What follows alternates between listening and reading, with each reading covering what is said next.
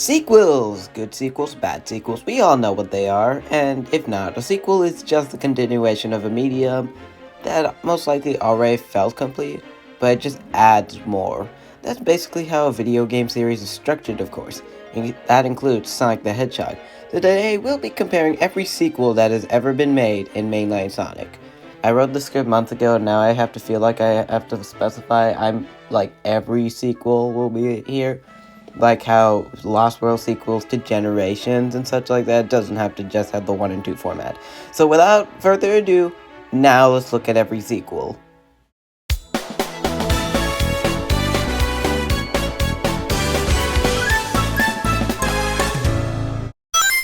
Sonic the Hedgehog 2 is the direct sequel to Sonic the Hedgehog, obviously. Now, I know canonically Sonic CD comes after Sonic 1, but I'm just gonna go by what was the next game in real life. And Sonic 2 ends up improving so much from the first game, it gives us an even faster paced level design, introduced Tails, and gave us the one, the only Spin Dash.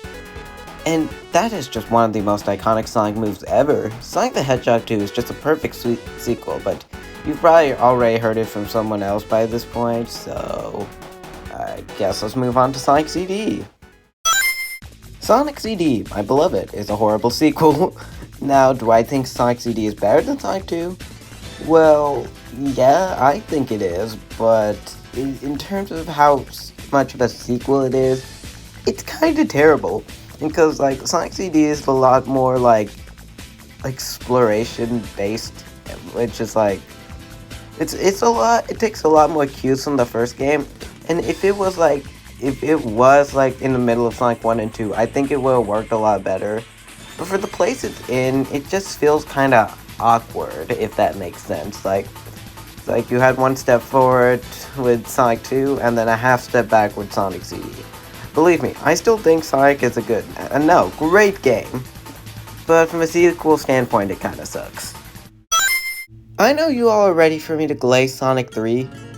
But it is a good sequel, but it's just a bit questionable, and it's mostly down to the and Knuckles portion. Sonic and Knuckles is probably my least favorite classic Sonic game ever, and that's mostly because, there are good levels in there. Mushroom Hill, Sky Sanctuary, Death Egg. But a lot of levels are just bad. I mean, it's just the rest of the levels, really. Sonic 3 and Knuckles is just kind of questionable, but it does do a lot to improve the overall franchise. Of course, with the Sonic 3 portion being almost perfect, honestly. And, I don't know what else to say. I guess it introduced stories into Sonic, lightly, before it became, a lot bigger in adventure. And even for, a light setup, this is still a really, really good story, so Sonic 3 is pretty good. It's a pretty good sequel. I just haven't mentioned it yet, but we're gonna rank all of these games in terms of how good they are as a sequel at the end of the video. So stay tuned for that. Sonic Adventure was the first leap to 3D for this franchise. If we don't call 3D Blast are the special stages from some of the previous games, the Jam, Hub World, etc., etc.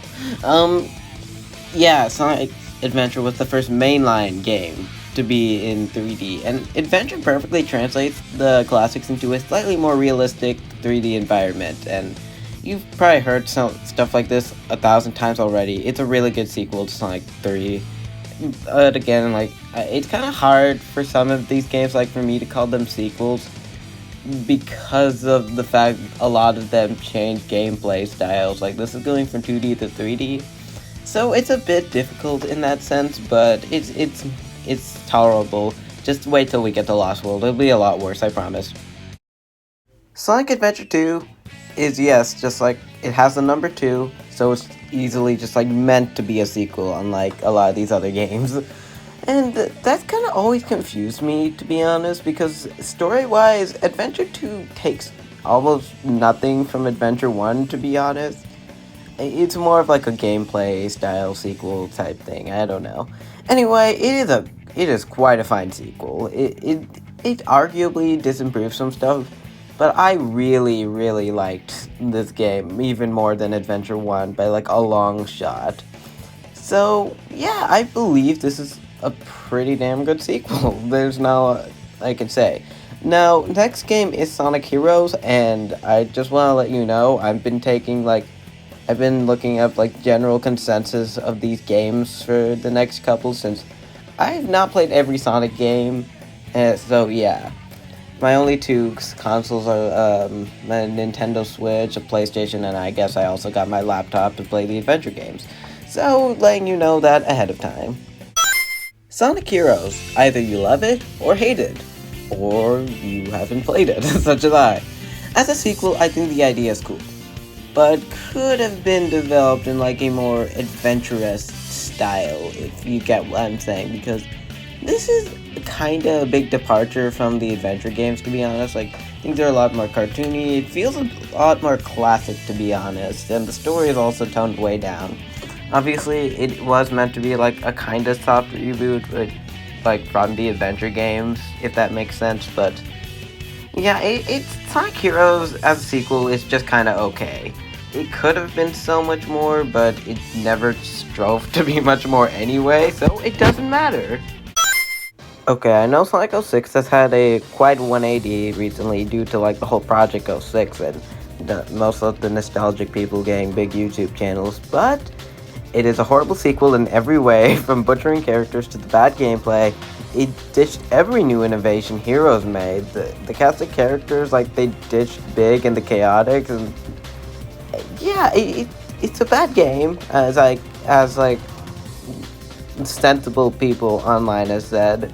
We're taking out the nostalgic factor for some of you, and I'm sorry if I'm low-key just offending you, but it is not a good game from what I know. So, if any of you want to go ahead and defend Sonic 06 in my comments, be my guest. I honestly don't want to stop hate comments at this point because they get me more views. Anyway, yeah, bad game, and it's worse as a sequel. Sonic Unleashed. Now, if you thought Sonic 06 had a big 180, you haven't seen nothing. Sonic Unleashed it actually does look like a good game, but I think it was hated mostly because of the lag glitching back in the day, and of course the Werehog, but yeah, no one cares. So yeah, if you played it, it's probably in your top 5 Sonic games. That, or you're a weirdo, and I don't entirely trust you. I personally haven't played it, obviously, but I know it's the first mainline boost game.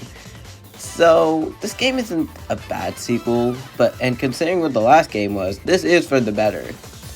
So, I feel like I want to call it a bad sequel for, ditching everything 06 did. But that's probably that was probably the intention to begin with, so I am gonna call it a bad sequel, but it was definitely for the better. Just keep that in mind. Sonic Colors is a great sequel, and this is another game that had a complete 180, and it's personally, in my opinion, it's kind of stupid. Oh yeah, I played this Sonic game, and this is the last good sequel we've had since Sonic Adventure 2 9 years ago. Really? So yeah, I'm gonna move on. I don't think I'm the first to make this analogy. The Sonic Colors is basically like the Sonic 2 to Sonic Unleashed's Sonic 1, if that makes sense. What I'm trying to say here is everything that Unleashed did wrong was improved in Colors. Now, of course, a lot of people would say otherwise. They would say boost levels aren't as fun, and I feel I can't really feel any way about it since I haven't played Unleashed, but I feel if Unleashed's gameplay is sort of like Generations, I feel Colors just feels a lot more earned when you're going fast. I don't know. I feel Colors is a really good sequel. And yeah, I guess there is too much implementation of 2D. I almost forgot to say that, but yeah, as a sequel, it's nearly perfect. Sonic Generations, yet another game that had a complete 180. Anyway, it's a great sequel. Sonic Generations was the 20th anniversary game for the Sonic the Hedgehog franchise, and it did not disappoint in the slightest, despite what people might tell you nowadays. It fixed everything in Sonic Colors. Everything. And yeah, I know, it's created some additional problems from Unleashed, and some would argue that Generations isn't better than Unleashed. And obviously, I haven't played Unleashed, so I don't frickin' know. So, yeah, I believe Sonic Generations is one of the best sequels in this franchise. Moving on. Sonic Lost World, what happened? Sonic Lost World is like the Sonic Heroes to SA2, like I explained with the Sonic Colors analogy. But it's even worse because not only did they throw out what worked in Sonic Colors and Generations, they just did, like, everything weird. Like, I don't want to call it wrong, but, like, Sonic lost a lot of identity, which is weird because, like, his identity was just what was being celebrated last game. Generations was a great sequel, and it didn't really need to be improved upon that much, if I'm being completely honest. So, Lost World could have just, like, kept what works, but you know what they did? They went a completely different direction for no reason, and yeah, Lost World is a little bit terrible in terms of being a sequel. This is another game I haven't played, and I might never play, to be honest. Like, $40 on Steam, no. It's not worth it. Also, I don't know if my computer could run it anyway. So, yes, Lost World is a terrible sequel. One of the worst of this franchise. What happened? We were on such a good roll. Also, Sonic Boom doesn't count for the sake of me having sanity. Sonic Mania is my favorite Sonic game. Don't we know it? And it's not the sequel to Lost World or Boom for that matter. And yeah, I'm gonna count it as the sequel to Sonic 3. Now, I understand I didn't do that with Sonic CD and count it as a sequel to Sonic 2. But I don't even know how I'm supposed to say Sonic Mania is the sequel to Sonic Boom or Sonic Lost World, because it can go any way with that. Like, it's kind of like Sonic 06 to Sonic Unleashed and the Sonic 3 to Sonic Adventure, like, combined, where it's, like, completely different, and it's so hard to talk about it. So that's why I'll be comparing it to Sonic 3. So, yeah, understand that in terms of how good of a sequel it is to Lost World or Boom, it can go either way, depending how you look at it. Terrible in terms of improving those games, but also great in terms of what Unleashed did for 06. So, yeah. Now, I believe not just I believe, definitively, Sonic Mania's hardware is way better than Sonic 3. Obviously, you would expect the hardware from 2017 to be better than the Sega Genesis of 1989. So, yeah. Now, there are no personal opinions in this video, or at least I'm trying to keep it that way. And I believe Mania is far superior to Sonic 3, but subjectively, it's up to you, honestly. I wholeheartedly believe Sonic Mania is better than Sonic 3, but others would say Sonic 3 is better. But I feel like everyone can agree. This is a good Sonic game. This is a really good Sonic game and a worthy successor to Sonic 3. Sonic Forces is a little bit weird due to the fact that modern and classic Sonic is here.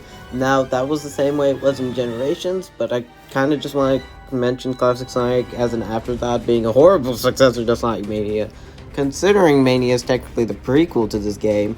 So I'm just gonna already say classic Sonic in this game is a horrible sequel to Sonic Mania, but pretty good if we are gonna compare it to Sonic 4. So anyway, Modern Sonics is very clearly a Generations sequel, and I feel like, although it is a Generation sequel, I will briefly compare it to Lost World, and it was a step in the right direction, bringing back the boost back, which actually worked in Generations. Now, in terms of how good it is compared to Generations, they fumbled. Now, yeah, Sonic Forces is obviously has quite a bad reputation in the community, but honestly, it's just mediocre, and it's not a terrible sequel. It's not necessarily good, but not terrible. I said that Sonic Forces isn't a terrible sequel in the last section, but it will be on the lower end of my list, which comes with the statement that Sonic Frontiers is the sequel to one of the worst sequels in this franchise. And yeah, it is kind of terrible. I kind of just wanted to soothe the Sonic Forces haters, but honestly, it's not worth it. So yeah, I'm taking a bit of a backseat. It is kind of terrible. This is my video, not yours. Again, drop your hate comments down below. They'll get me more views. So anyway, this is quite an interesting type of sequel. Because, again, it's like that whole, 06 to Unleashed, or your Generations to Lost World type of scenario where the gameplay style almost completely changes. But honestly, I would more so compare it to Sonic 3 to Adventure, because really, it's not that different. Like, in Sonic 3 to Sonic Adventure, they made it more 3D and realistic. And they did some expansions other than that, and it mostly stayed the same outside of the dimension thing. And I feel like that's kind of the same case for Frontiers. Like, hyperspace stages are kind of like Forces levels, and I feel like the open world is like the expansion that was needed for this franchise. So again, it's kind of hard to explain some of these sequels. No wonder, I don't think anyone's done a video on this before. So yeah, if you want to make a video on it and improve my thoughts, tell me down below. I'll be sure to check it out. Yeah, Sonic Frontiers is quite a decent sequel to Sonic Forces. It's kind of complicated to fully explain it, but I'd say it's probably on like the upper half of the sequel list, if that makes sense. You know, believe it or not, Sonic Superstars actually fixed a shortcoming that Mania had, along with tenfolding some of the other problems. So anyway, what I'm talking about is the story. Sonic Mania had a simple story. It was understandable to a general audience, but nothing too much really. Sonic Superstars tenfolded the story, and sometimes it just doesn't make sense. It's like how Sonic and friends go to like the Sky Sanctuary ripoff at the start, where Eggman finds out about the Golden Capital, but that might also just happen mid-game because like the animated short, and then I don't know, and there's a lot of like confusing parts about the story. If y'all want me to yap about Sonic Superstars, I would be glad to, and I don't want to spoil too much in terms of what I'm talking about. Also, yeah, I mentioned that I'm counting this as a sequel to Mania earlier in the video, so yeah, I don't want to count it to Frontiers because that makes no sense. Yeah, it's really, really weird. The gameplay is just kind of off-putting, too. I can't explain it. I feel like the gameplay in Superstars is a bit more off-putting than Mania's. And I don't know, it's just odd. So, Superstars is definitely one of the worst sequels out there, unfortunately. Shadow Generations came out after the making of the script. Hooray! That means I get to improvise this whole section. Anyway, Shadow Generations is what I'd call the sequel to Sonic Frontiers, because it mostly has the same gameplay physics. Now, you could call it a sequel to Generations, but at that point, it could also be counted as a sequel to Sonic Forces, so I'm not going to do that. It's a little iffy, to be honest. I feel like this game is overrated as all hell, honestly. It's a good game, believe me. It is a good game, a really good game. But it's not the second coming of Christ, nor is it better than Frontiers. And now I get it was like packed in with Sonic Generations, but even so, the one island it has is a bit tedious to move through at times, to be completely honest. Like, there's so much to do in Frontiers, and in comparison, Shadow Generations has a lot of shortcomings in my opinion. Obviously, it was never meant to be that long of a game, but at some point, at one point in the game, I just remembered, I was just thinking, why couldn't this have, a 2D hub world? I no joke thought that. Now, I appreciate the 3D hub world, don't get me wrong at all, but yes, Shadow Generations definitely has a lot of shortcomings in comparison to Frontiers, which, don't get me wrong, had a lot more development time. And in terms of the actual levels, they are better than Frontiers, so it's kind of in the middle of the road in terms of these. Now I'm gonna have to update Shadow Generations into a list of sequels. So yeah, we're gonna rank them now, and we'll just see where all of them go. Number 16, Sonic Lost World. Number 15, Sonic 06. Number 14, Sonic Forces. Number 13, Sonic Heroes. Number 12, Sonic CD. Number 11, Sonic Superstars. Number 10, Shadow Generations. Number 9, Sonic 3. Number 8, Sonic Unleashed. Number 7, Sonic Forces. Number 6, Sonic Adventure 2. Number 5, Sonic Mania. Number 4, Sonic Adventure. Number 3, Sonic Colors. Number 2, Sonic Generations. And number 1, Sonic 2, for all the reasons that were mentioned in this video. And the fact that I can call Sonic 2 the best sequel in this entire franchise is very disappointing, to be honest, but hey, that just speaks volumes to how good Sonic 2 is, and that's kind of all I got for this video. This is a longer video, wow.